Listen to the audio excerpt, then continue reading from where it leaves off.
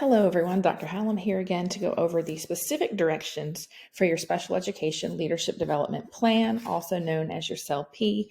Keep in mind this is a key assessment for your course, so it is a major part of your grade.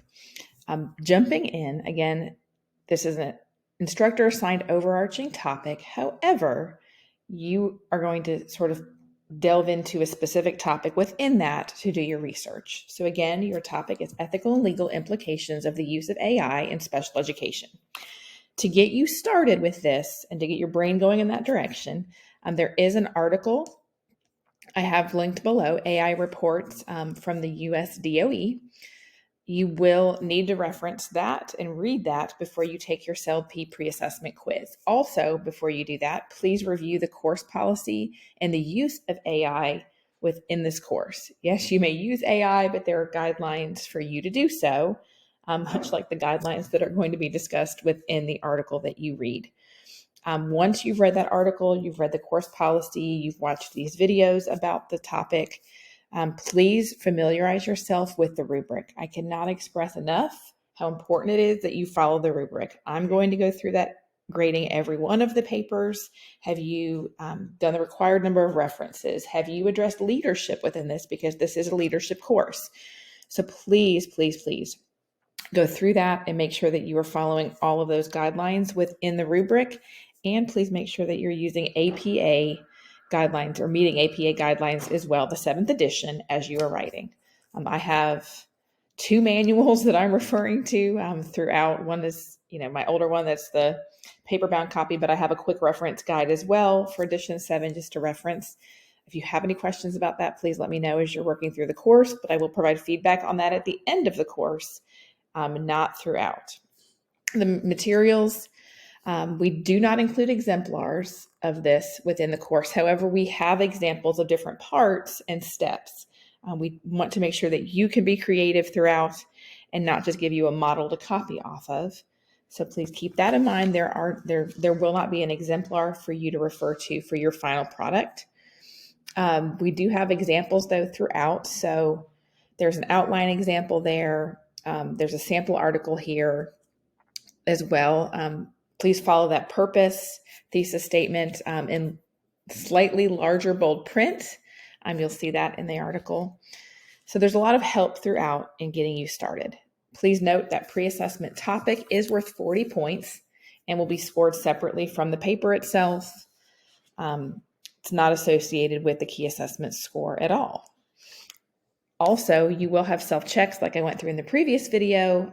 If you're posting those by the due dates, you can earn those 2 extra credit points. Please note, I am not checking those items for accuracy. I am not giving you feedback on those items. That is for you to be able to turn it in, get feedback through Grammarly and through Turnitin. So please make sure that if you want that feedback, you're using those checkpoints throughout, and then you can earn those bonus points if you're doing that by the due date.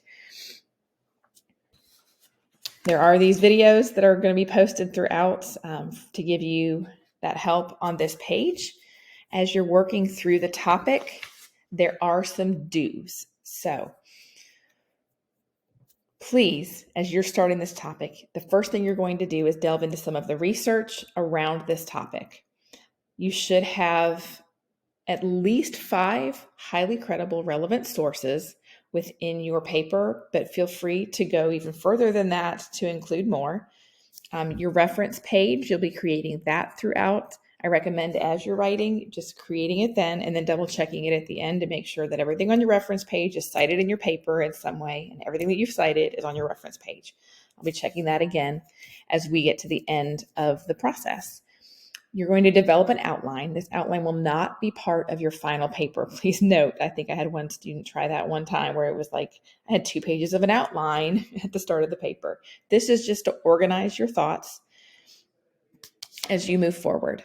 Again, there's that self-check number 1 where you'll submit all of that information. You'll go into then writing your introduction. Tips for creating a thesis statement are involved as well. You will move into the SELD P self-monitoring progress check 2 after that if you want those bonus points.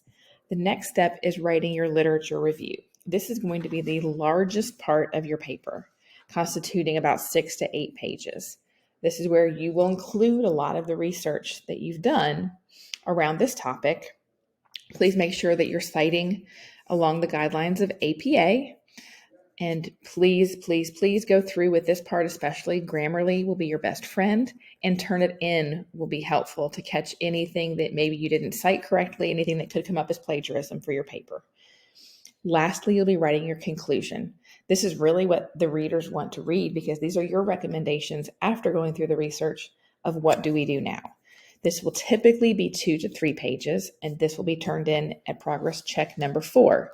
Keep in mind, before you can submit the final assignment, you must submit to progress check 4. So even if it's the same day that you're submitting your end assignment on the 15th, you won't get the bonus points, but you have to submit through there. And then your final assessment folder is where you will put your final paper. This should have a title page, introduction, literature review, conclusion, and reference page. There are examples in your APA manual about how this gets set up. I refer to that a lot still as I'm going back and checking y'all's papers.